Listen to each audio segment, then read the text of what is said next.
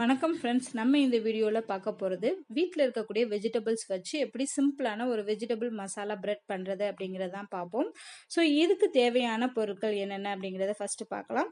First main ingredient பார்த்திங்கன்னா bread, அடுத்து இதுக்கு தேவையான கடலை மாவு 1 கப்பு, அப்புறம் துருவன உருளைக்கிழங்கு, கேரட், வெங்காயம் ஒரு கப் எடுத்துக்கோங்க.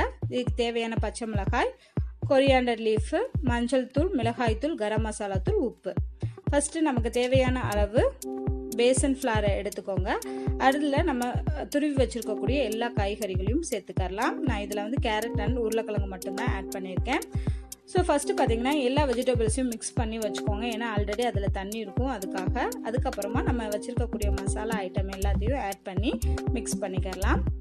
ஸோ இதை நம்ம பஜ்ஜியோட மாவு கன்சிஸ்டன்சிக்கு மாற்றணும். ஸோ அதுக்காக கொஞ்சம் கொஞ்சமாக தண்ணி ஆட் பண்ணி இதை பேஸ்ட்டாக நம்ம கொண்டு வர போகிறோம். ஸோ ஃபுல்லாக தண்ணி ஊற்றாமல் கொஞ்சம் கொஞ்சமாக ஆட் பண்ணி அந்த கன்சிஸ்டன்சிக்கு கொண்டு வாங்க. ஸோ இந்த மாதிரி அளவு இருக்கிற மாதிரி எடுத்துக்கோங்க. இதில் நம்ம ப்ரெட்டை டிப் பண்ணி ஷாலோ ஃப்ரை தான் பண்ண போகிறோம். வேணும்னா நீங்கள் டீப் ஃப்ரையும் பண்ணலாம்.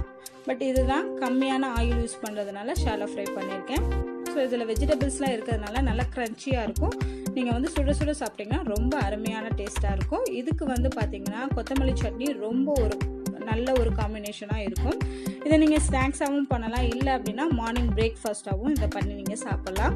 ஸோ 2 சைடும் எண்ணெய் ஊற்றி நீங்கள் ஷாலோ ஃப்ரை பண்ணிக்கோங்க. பண்ணதுக்கப்புறமா நமக்கு தேவையான ஷேப்பில் கட் பண்ணிக்கலாம்.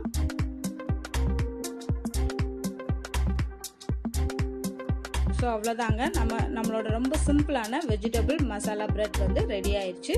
ஸோ இதே மாதிரி நீங்களும் உங்கள் வீட்டில் பண்ணி உங்கள் குழந்தைங்களுக்கு கொடுங்க. கண்டிப்பாக அவங்களுக்கு ரொம்ப பிடிக்கும். ஸோ இந்த வீடியோ பார்த்ததுக்கு